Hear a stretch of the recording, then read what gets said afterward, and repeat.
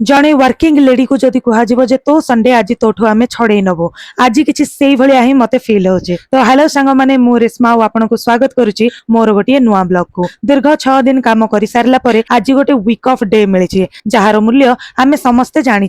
दिन स्टार्ट हो गला पैड़ पानी रू पैड़ पानी more one of the favourite drink भितर गोटे। आपण मैंने देखि पारथुबे केते टमाटर सुखाई टमाटर किलो रेट एठी कमी जाईची आम घरे हबा को जाउची टमाटो आचार। सो आज ब्रेकफास्ट मोर फेवरेट स्टॉल रू आज मु खाईची बरा आउ गुगुनी जोटा की आहा भारी हेल्दी जिनस टिए किंतु मते भारी भल लागे। मो झियर एठी काम तो आपण माने देखि पारुचंदी आकु नेकी मु मार्केट जाइतिली मो निज पई किछि ब्लाउज सिलेक्ट करियाको। ब्लाउज तो मिललानी आमे दि जण आसी पहुंची जाइछु सुकिंदार गोटे सुपर मार्केट भलिया भाबी नियंतु एम्ति गोटे छोटिया जगह रे एते खरा थिला आसिला परे मु पीतिली दही पानी गोटे गिलास रे फुल गिलासे। तापरे मु एठी सजबाजो हेकी रेडी हे जाइतिली गोटे साड़ी पिंदी ए सब गुडागर वीडियो आपण माने देखि सारिचंती। बहुत समय लागिला सांग माने निजको बहुत प्रिपेयर करिया को पड़ला आ ता सहित ए सब पाउंजी भी नेकी आस्तिली तारो भी वीडियो बनैली आ ए सब वीडियो रो एडिट करबा तो गोटे बड़ काम।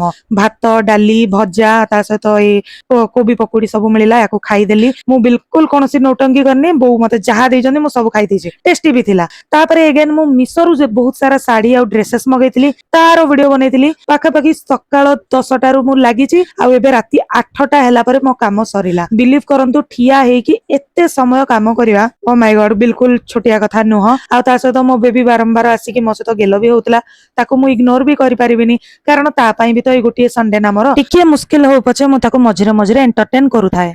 आ एते गुडा ड्रेसेस मते एबे भांगी भंगा की रखिबार अछि। रातिर डिनरटा बो बनैतिले मु परिवा पत्र काटी देइतिली रुटीटा मु बनै देइतिली मिसी की समस्त खाइ देलु। आ एठी मु आपण मानको देखेबा को चाहूची काहे कि बापा मानको पाखरे छुआ को छाड़िबा कथा नुह। मो झियो को सी एठी सीरियसली डर के आगे जीत है वाला बहुत किछि कांड कारखाना देखौचंदी जार वीडियो तो मु करूतिली किंतु मते एते डर लागुतला सतरे कोन ए सब जिंस एते जरूरी बट खुशी भी लागुतला झियर स्टेबिलिटी देखि कि एंड रे कहबी मो संडे मते फेरे दियो रे आउ ए संडे पुणी मिलिबो 6 दिन परे। बहुत थक्का लागुची कष्ट होउची किंतु गोटिए कथा मु निश्चित भाबरे आपण मानको कहिबी समस्तଙ୍କ पाखरे सेई 24 घंटा ही अछि आ समस्तଙ୍କ पाखरे वर्षक सेई 365 दिन ही अछि। तो निजो संडे को यूज करो। राती 11टा पाखा पाखी मु बहुत गिल्ट को पळेली आ बहुत कष्ट भी होला जे संडे पळे गेला। सो निजो को खुशी करिया पे आउ टिके एन्जॉयमेंट पाई मु अमूल खीर रे हाइड एंड सीक बिस्किट को गोळे गोळे की खाइले। It is one of my favourite thing but हां इट इज नॉट हेल्दी। सो एटा बिल्कुल राती 12टा गोटे रे तो ए काम बिल्कुल करंतुनी।